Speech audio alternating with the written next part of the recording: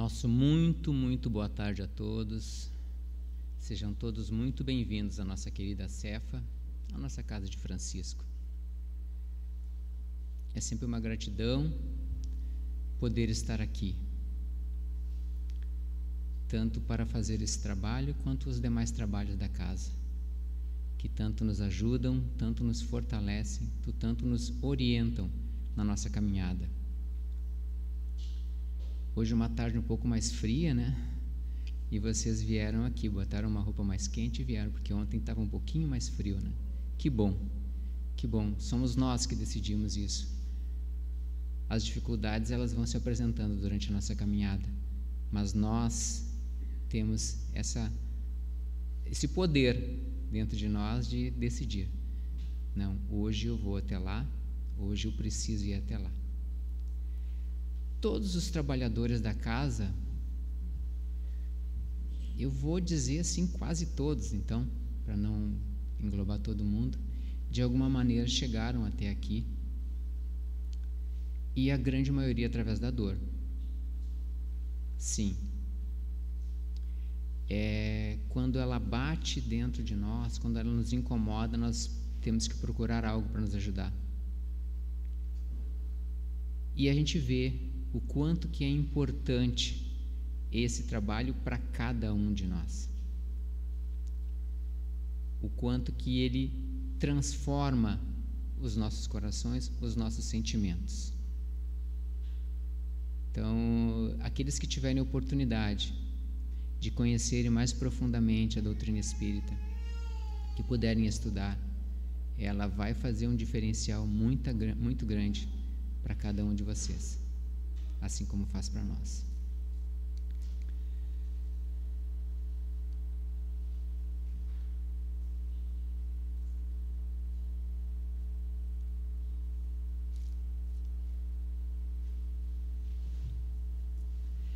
O tema que nos foi proposto hoje, então, é pecar por pensamento. É uma passagem do Evangelho, que está no capítulo 3 do Evangelho segundo o Espiritismo, capítulo número 8, itens de 5 a 7. O Evangelho segundo o Espiritismo é um estudo mais aprofundado da terceira parte do Livro dos Espíritos. E ele contempla todos os ensinamentos que os apóstolos colheram de Jesus.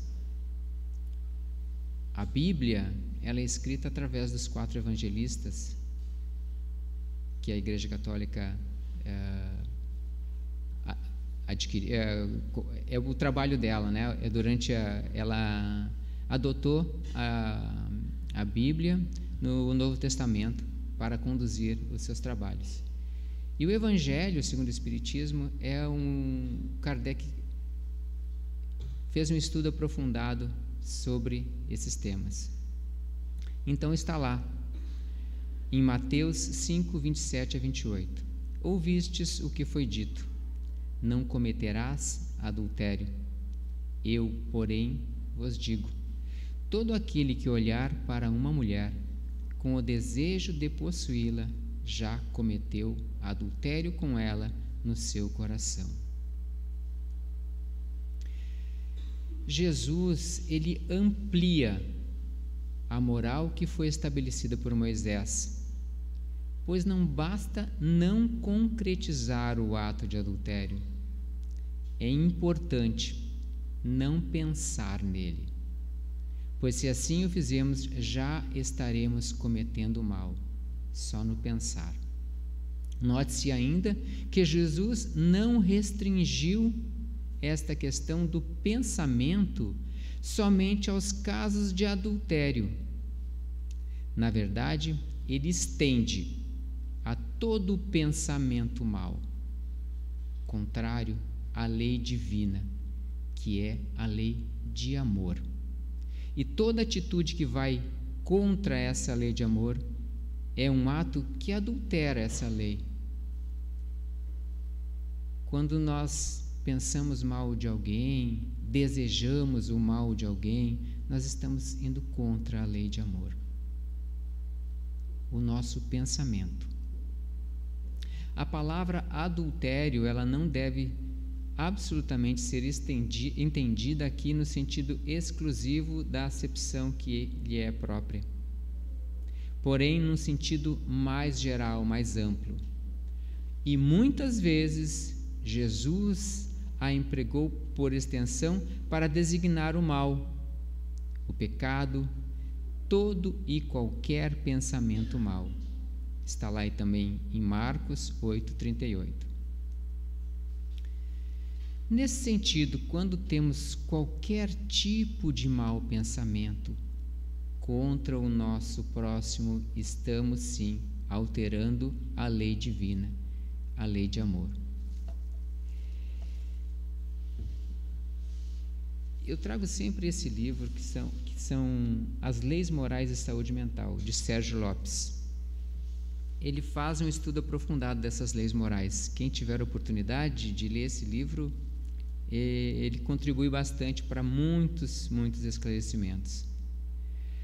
Assim sendo, não basta frear as atitudes menos dignas se no pensamento damos livre curso a elas.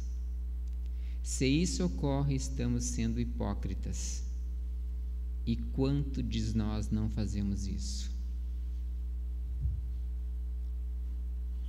Todos os dias, a todo momento, o nosso pensamento ele fica trabalhando bastante. E quantos de nós já não desejamos tomara que ele se ferre naquele momento? Quando alguém, por algum motivo, faz alguma coisa que nos desagrade, ele vai pagar por isso. O nosso pensamento faz isso. Nós desejamos muitas coisas erradas. Mas nós temos um caminho. Nós temos um caminho para tirar isso. Se nós revertermos esse nosso pensamento, o bem que nós vamos estar fazendo é a nós mesmos, nos afastando de conexões erradas, que mais adiante a gente vai ver. O Espiritismo, como consolador prometido por Jesus, depois que as ciências já haviam surgido e que a nova inteligência já estava mais bem preparada para compreender, vem nos esclarecer sobre a força do nosso pensamento. Todos nós temos essa força de desejar o mal ou o bem. Quando eu me acordo pela manhã, eu posso fazer essa decisão de ficar pensando nas coisas boas ou ficar pensando nas coisas ruins, porque elas vão se cruzando. Se formos analisar todas as nossas criações e mesmo todas as nossas ações, elas são fruto do nosso pensamento. Porque antes de executarmos algo, primeiro a gente imagina como a gente vai fazer, de que forma a gente vai fazer. Kardec, no livro A Gênese, nos fala dos fluidos, que são o veículo do pensamento, assim como o ar é o veículo do som, ou seja, são fluidos que permitem que os pensamentos se propaguem, assim como o ar leva o som para as várias direções. Quantos de nós já não entraram em algum lugar que estava um ambiente pesado? Ou que estava um ambiente leve? Aquele momento, aquele lugar, de alguma forma, ele está com coisas pesadas, sentimentos ruins. Vai impregnando o local. E nesse mesmo livro, A Gênese, Kardec fala ainda da fotografia do pensamento. Mas não essa foto como a gente imagina, né? Mas no sentido de quando pensamos algo, aquilo em que pensamos, ela fica gravada na aura e aí se fotografa. Quando a gente não, muitas vezes a gente fecha os olhos assim, imagina pô, eu já imaginei isso aqui, ou cenas boas ou cenas ruins, ou coisas boas ou coisas ruins. Eu fecho os olhos e, puxa, eu agora, nesse momento aqui, eu estou me vindo na memória vários pensamentos bons que foram importantes para mim, que me deixaram lembranças boas. E nós podemos fazer isso.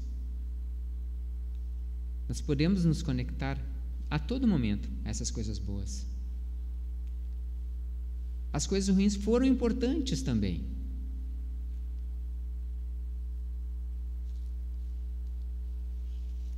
Assim, por exemplo, se alguém pensa em cometer um crime e arquiteta todos os passos, todos os atos e momentos, planejando cada movimento, aquele crime fica plasmado, marcado ou fotografado na nossa aura, como todos os detalhes imaginados. Ou seja, ela já executou o ato em pensamento. E muitas vezes a gente leva um susto, né? A gente pensa, será que foi eu que fiz isso? Pode ser que o fato até não ocorra, ou porque a pessoa mudou de opinião, ou circunstâncias diversas não permitiram que ele se concretizasse. Mas de toda forma ele ficou registrado na nossa aura, e qualquer espírito que passasse por nós veria o ato ali plasmado. Porque eles passam sempre por nós. Nós estamos sempre rodeados. E isso já gera uma grande responsabilidade para nós. Pois através do nosso pensamento e da irradiação da nossa aura, nós nos influenciamos mutuamente e fazemos sintonia com aqueles que pensam como nós, permitindo que eles também atuem em nós.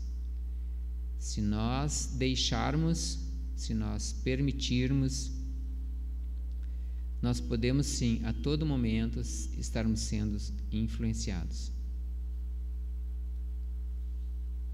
Isso é um fato comprovado.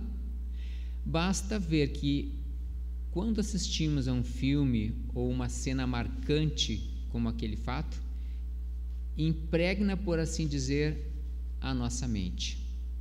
E quando nós vamos dormir, este custa a se apagar e quase sempre sonhamos com aquilo que nos impressionou. Por isso que sempre aquela orientação, os pais não devem deixar os filhos assistir filmes muito pesados antes de dormir, que eles vão ficar angustiados, e nós também. Se eu vou assistir filme com uma carga muito pesada, muito tarde, já nos incomoda, né? Já não deixa o nosso sono tranquilo. Para que sejamos influenciados pelos espíritos e mesmo por outras pessoas, o processo se dá através do pensamento. Através do nosso pensamento. Para tratar rapidamente do problema da obsessão, primeiro gostaríamos de ressaltar que ela pode ocorrer em 4 níveis: de encarnado para encarnado. Na sexta-feira, nosso colega Joel falou sobre isso, encarnado para encarnado. Ela pode acontecer também de desencarnado para encarnado, que são mais comuns. Como nós sempre dizemos, nós deixamos as nossas antenas abertas e recebemos, e deixamos livre para entrar de tudo que é lado. De encarnado para desencarnado, como num outro caso de André Luiz, em que o plano espiritual afasta um espírito que estava obsidiando uma mulher, e esta, sentindo sua falta, passa a atraí-lo através do seu pensamento. Por isso que é importante, né, sempre que se perde um ente querido, fazer uma prece de gratidão pela oportunidade que teve com aquele ente, pelo que conseguiu tirar de aprendizado. Nós temos que emitir toda a energia nossa positiva para todos os nossos entes que desencarnaram, porque eles também precisam da nossa prece, da nossa oração, e com certeza eles vão se sentir muito melhores se nos verem bem. Ela acontece também de desencarnado para desencarnado, como nos casos de escravidão que ocorrem em zonas inferiores do plano espiritual. Tem muitas obras que falam sobre esses assuntos também. Aqueles que se interessarem em estudo poderão ver obras que tratam dessas situações. O processo da obsessão se dá através da sintonia. Ou seja, nós emitimos um determinado pensamento e, se insistirmos naquela ideia, ela ficará plasmada na nossa aura, marcada lá. Os espíritos se sentem atraídos pela onda mental, ou veem a imagem dela plasmada, e passam também a alimentá-la, pois concordam com ela, pensam da mesma forma, e aí eles passam a nos influenciar. Quando nós pensamos em alguma coisa ruim e deixamos isso marcado lá, nós estamos dando a oportunidade para que esses espíritos também, que gostam do mal, se aproveitarem desse momento. Então, o quanto mais rápido nós nos afastarmos, tirarmos do nosso pensamento as coisas ruins, muito melhor nós vamos fazer para nós mesmos e vamos afastar esses irmãos. Essa influência pode ser também positiva se os espíritos que atraímos forem bons.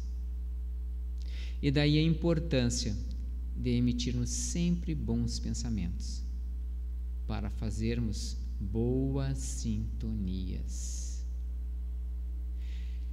Quando Kardec, na questão 459 do Livro dos Espíritos, perguntou se os espíritos podem influenciar nos nossos atos e pensamentos, ele obteve a seguinte resposta: influem em vossos pensamentos mais do que se imagina. São eles algumas vezes que vos dirigem.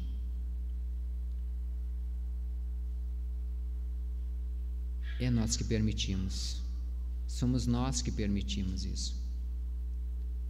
Porque nós deixamos os nossos pensamentos maus se aflorarem. É o momento que eles têm de se aproximar. E muitas vezes já ouvimos dizer: aquele está possuído, né? Aquele está... E muitos deles muitas vezes falam: eu não vi o que eu fiz, eu não sei o que eu fiz. Chega a esse ponto, quando as pessoas se desconectam, elas são sim dirigidas por esses espíritos sofredores. Pode parecer até mesmo injusto, mas não é. Na verdade, nós temos o nosso livre-arbítrio para escolher o que queremos e decidir. Sim, podemos decidir. Cabe a nós atuar sempre no sentido do bem. Assim, se uma pessoa é um assassino, ela terá em volta de si vários espíritos com o mesmo pensamento, mas também terá aqueles que tentam colocá-lo no bom caminho. É como disse o apóstolo Paulo: nós estamos cercados de uma nuvem de testemunhas. Todos nós. E é como nos desenhos animados que a gente costuma ver. Eu costumava ver muito, agora não faço mais. Né? Isso não quer dizer que os espíritas devem o tempo todo estar consultando seus mentores e guias para as menores atitudes da vida cotidiana. Isso é até mesmo perigoso, pois não é porque os nossos irmãos desencarnados têm uma visão um pouco mais ampla do que nós que eles também sabem tudo. Muitos sabem até menos que nós, pois não se vira santo e sábio só porque perdeu o corpo físico. Tudo é uma conquista individual. Então, nas nossas atividades do nosso cotidiano, nós não devemos nos preocupar com a opinião dos espíritos. Nós devemos seguir a nossa vida, viver ela normalmente, procurando pautá-la sempre na prática do bem, vivendo segundo a lei de amor. Cristo veio nos ensinar há mais de 2000 anos e nós temos tanta dificuldade de colocar essa lei em prática, porque é muito fácil a gente falar, é muito fácil a gente ler, é muito fácil a gente ver filmes, mas colocar ela em prática no nosso dia a dia, vivenciar ela, respeitar os irmãos, fazer uma caridade, compartilhar coisas boas, esse é o nosso grande desafio. Sempre lembrando que na maioria das vezes nós é que atraímos as companhias espirituais, na grande maioria das vezes, de acordo com os nossos pensamentos. E parodiando o ditado popular, poderíamos dizer: dize o que pensas e eu direi com quem andas. O ditado popular é: dize com quem andas e eu te direi quem és.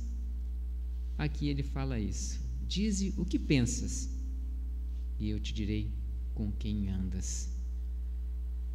Se pensamos coisas boas, com certeza atrairemos pensamentos bons, espíritos bons, que na medida do possível vão nos orientar da melhor maneira a nos conectarmos com as coisas boas. Nós temos que aprender a pensar por nós mesmos, pois frequentemente pensamos 1000 coisas ao mesmo tempo. 1000 ideias vêm à nossa cabeça. Nós temos que aprender a disciplinar os nossos pensamentos. Nós estamos cercados por ondas que passam por nós o tempo todo. Ondas de rádio, ondas de televisão e aí por diante. Os pensamentos também são ondas. Por exemplo, nós não percebemos as ondas de TV porque não estamos na mesma sintonia. Todo mundo fala: não está sintonizado, né? Aí está um chuvisco, está uma coisa e outra, tem que sintonizar. Então elas passam por nós e vão atingir os aparelhos de TV que estão aptos a recebê-las. Assim, se estamos acompanhados de maus espíritos, é porque nós estamos na mesma faixa que eles. E se nós elevarmos o teor do nosso pensamento, eles não poderão mais nos atingir. Muda de faixa, muda de vibração. Tem um outro ditado que diz o seguinte: nós não podemos impedir que os pássaros voem e cruzem os céus, mas nós podemos sim impedir que eles façam ninhos sobre as nossas cabeças. Assim também com os pensamentos.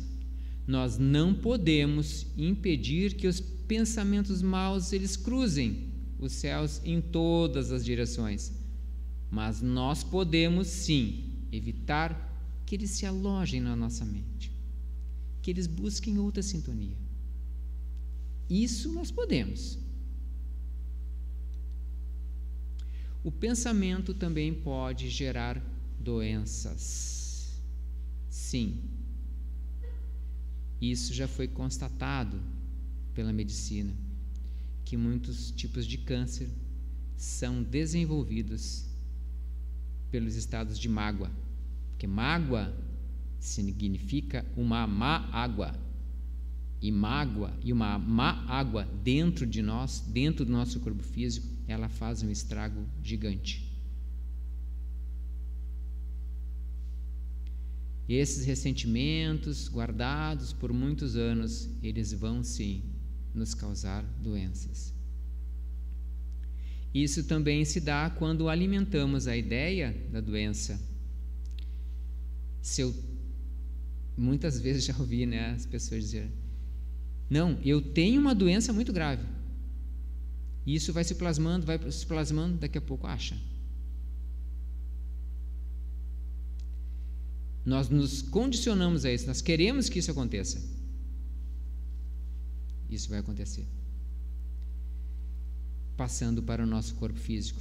Nós imaginamos, pensamos, produzimos aquilo e trazemos para nós, para o nosso corpo físico. Através dos nossos pensamentos, nós construímos a nossa vida e o nosso destino de cada dia. Pois podemos escolher a cada manhã sermos felizes ou infelizes. Não amanheci bom hoje. Hoje não é meu dia. Eu já decidi.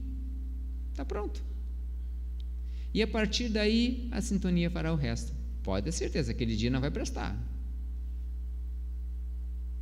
Daí a importância de nós cultivarmos sempre bons pensamentos. Pensamentos de otimismo. Buscar o lado bom e o lado belo da vida, para que a nossa vida seja assim também. Pois a maioria de nós ainda é muito pessimista. Não é verdade?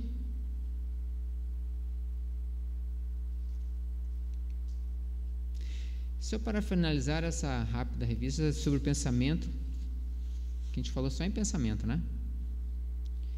Gostaríamos de relatar que já foram feitas pesquisas que tentaram verificar a real existência do mal olhado.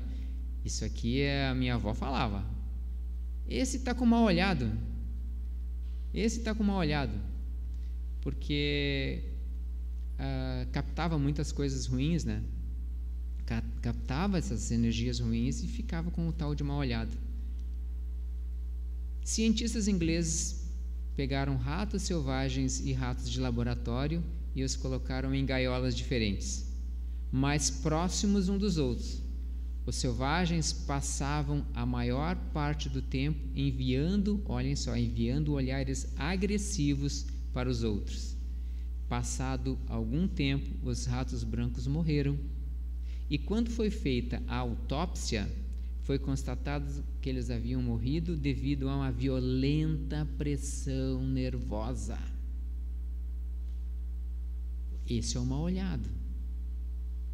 Se a gente não se afastar do mal olhado, eles fazem um estrago em nós.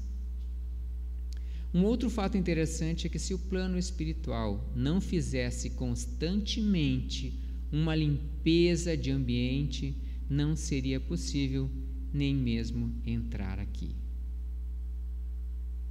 Isso que vai acontecer agora a gente já falou. O mesmo aconteceria com a atmosfera do planeta se de tempos em tempos não der aquelas tempestades, nós morreríamos asfixiados. Todos nós notamos que o ar parece que fica mais leve quando chove. Isso é verdade, né? Quando dá aquela limpeza, alivia bastante. Jesus o tempo todo pregou a reformulação interior. Ou como nos disse o apóstolo Paulo de Tarso, a transformação do homem velho para o homem novo, renovado de pensamentos e de sentimentos. Quando Jesus proclamou a bem-aventurança dos puros de coração, ele estava se referindo à reforma. Da mesma forma, quando nos fala da veste nupcial, ele está se referindo aos nossos corpos espirituais, que ficam mais resplandecentes à medida que vamos nos reformando e aprendendo a cultivar bons pensamentos e sentimentos. Nós ficamos um pouco mais resplandecentes. Nos ajuda muito. E quando o mestre nos fala para arrancar o olho ou cortar a mão, se forem motivo de escândalo, ele nos mostra que muitas vezes a reforma exige renúncia, sacrifício e mesmo dor, mas que devemos destruir em nós, mesmo com grande dor e sacrifício, tudo o que possa nos levar ao erro. Pois deixar de lado algo que nos causa prazer, como a vingança, por exemplo, gera dor. Ai, que bom se eu pudesse me vingar daquele. Então, se eu não posso, isso gera uma dorzinha. Eu não posso me vingar. Perdoar alguém que nos ofendeu gera dor. Abafar o egoísmo, o orgulho em nós gera dor moral. A reforma íntima é um processo muitas vezes lento. Sim, lento.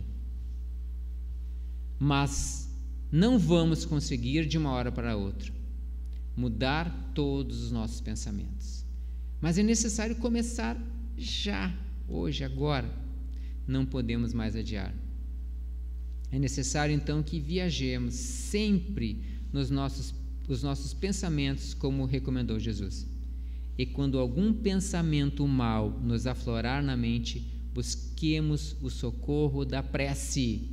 Se vai pensar alguma coisa errada, Pai nosso que estás no céu, procure um evangelho, procure uma oração, procure se conectar, se reconecte às coisas boas. Tira de mim, sai de mim esse pensamento ruim, não me pertence mais. E assim gradativamente, ainda que andando milímetros a milímetros, vamos subindo rumo à nossa evolução, que é a meta de todos nós vamos evoluir. Lembrando que Emmanuel diz que sempre há virtude quando há recusa voluntária para praticar o mal. Olha o passo bom que é interessante que Emmanuel nos traz. Se eu me recusar, já estou fazendo alguma coisa boa, já tenho uma virtude. Nesse sentido, cada um de nós, com individualidade que somos, estamos num determinado grau evolutivo, todos em diferentes graus, isso é tranquilo. Kardec nos esclarece que aquelas pessoas que nem mesmo pensam no mal já realizaram um grande progresso. Naqueles em que os maus pensamentos surgem e procuram repeli-los com energia, o progresso já está em via de ser concretizado. E naquele que se compraz nos maus pensamentos, o trabalho está todo por fazer. Em qual estágio nós estamos? Que possamos refletir sobre essa força poderosa do pensamento e direcionar a nossa vontade, que também é outra poderosa força. É com a vontade, no sentimento de educar o nosso pensamento, e que ao final de cada dia possamos nos perguntar: que tipo de pensamento eu tive hoje? Em que tipo de imagens ou visões a minha mente se compraz? Fica feliz. Como tenho dirigido meus pensamentos aos meus semelhantes, bons ou ruins? Enfim, qual o meu ideal? Evoluir ou ficar estacionado? Quando eu falo que é hoje, é agora, está dentro de cada um de nós. Procurem esse momento e achem o mais rápido possível, que vai ajudar muito. É sempre uma gratidão muito grande estar aqui nessa casa, aprendendo, porque cada vez que a gente sobe para fazer algum trabalho, a gente vai atrás de material e nos ajuda muito. É a nós mesmos que nós ajudamos. Uma ótima tarde a todos.